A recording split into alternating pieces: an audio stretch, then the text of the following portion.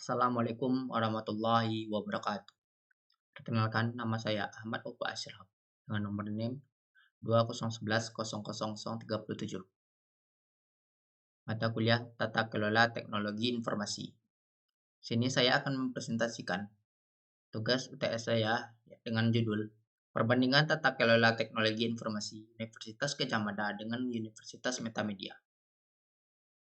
Yang pertama ada latar belakang Universitas Gadjah Mada, Yogyakarta. Yang kedua, tata kelola pembelajaran Universitas Gadjah Mada, Yogyakarta. Yang ketiga, latar belakang Universitas Metamedia. Yang keempat, tata kelola pembelajaran Universitas Metamedia. Latar belakang Universitas Gadjah Mada adalah perguruan tinggi negeri di daerah istimewa Yogyakarta, Indonesia. Universitas Gadjah Mada merupakan perguruan tinggi pertama yang didirikan oleh pemerintah Indonesia setelah Indonesia merdeka. UGM berdiri pada tanggal 19 Desember 1949 dengan mengukuhkan peraturan pemerintah nomor 23 tahun 1949 tentang peraturan penggabungan perguruan tinggi menjadi universitas tanggal 16 Desember 1949. Pada saat didirikan, Universitas Gadjah Mada hanya memiliki 6 fakultas, dan pada saat ini telah memiliki 18 fakultas dan 2 sekolah, yaitu Sekolah Vokasi dan Sekolah Pascasarjana. Fakultas-fakultas yang ada di UGM dibagi lagi menjadi departemen-departemen yang kemudian membawahi program-program studi. Program-program studi yang ada di Universitas Gadjah Mada meliputi program sarjana, magister, doktor, dan spesialis. Selanjutnya, tata kelola pembelajaran Universitas Gadjah Mada. Yang pertama itu ada kurikulum. Universitas memastikan bahwa kurikulum setiap program studi disusun berdasarkan peraturan perundang-undangan bidang akademik yang ditetapkan secara berjenjang di tingkat nasional, universitas, fakultas, dan departemen. Universitas memastikan setiap program studi memiliki spesifikasi program studi, capaian pembelajaran, dan peta kurikulum. Universitas Gadjah Mada, Yogyakarta telah memberikan berbagai bentuk program studi dengan kurikulum yang telah dirancang dan dikembangkan dalam memenuhi kebutuhan mahasiswa dalam pencapaian karir. Kurikulum telah memprediksikan dengan memperhitungkan kebutuhan lapangan pekerjaan dan perkembangan ilmu pengetahuan teknis terbaru. Yang kedua itu ada penilaian.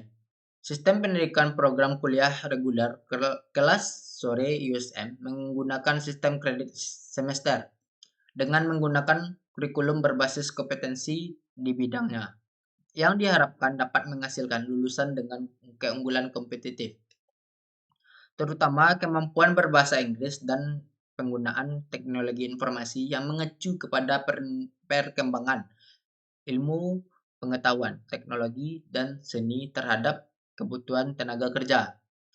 UGM apabila mengambil SKS harus minimal dengan IP 3,75.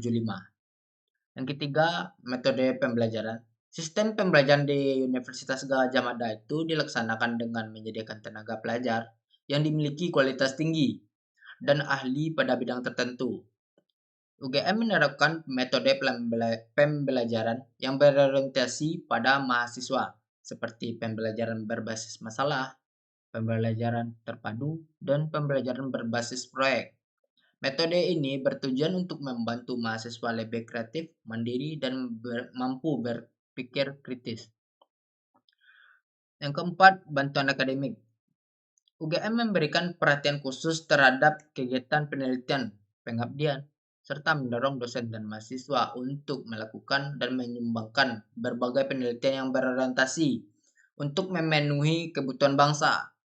UGM terus mendorong peningkatan kualitas dan kuantitas pengabdian kepada masyarakat berbasis riset di Indonesia. Yang kelima, struktur organisasi.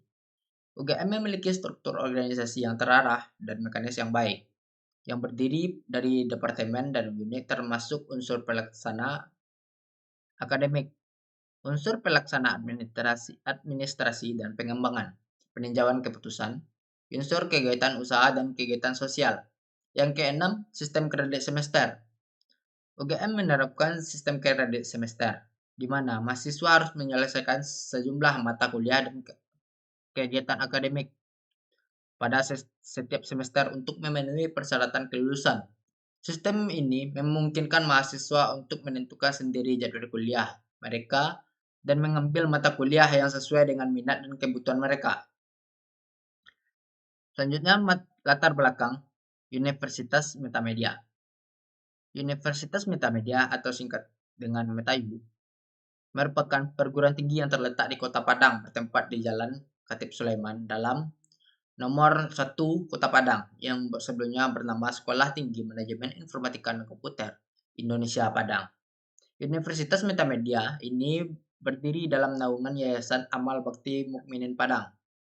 Ketua STMIK Indonesia yaitu Bapak Mesyuri Hamidi mengatakan perubahan bentuk nama tersebut tertuang dalam surat keputusan Kementerian Pendidikan, Kebudayaan, Riset dan Teknologi dan telah disampaikan dalam salinan putusan Direktur Jenderal Pendidikan, Riset dan Teknologi pada tanggal 15 September 2022.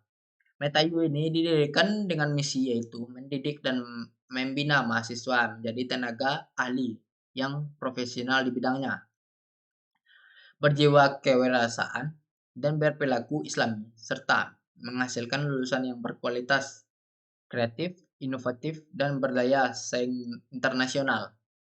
Untuk visi prodi S1 Sistem Informasi adalah terkemuka di tingkat nasional tahun 2023 bidang sistem analis dan database administrator yang profesional. Selanjutnya, tata kelola pembelajaran Universitas Metamedia. Yang pertama, kurikulum.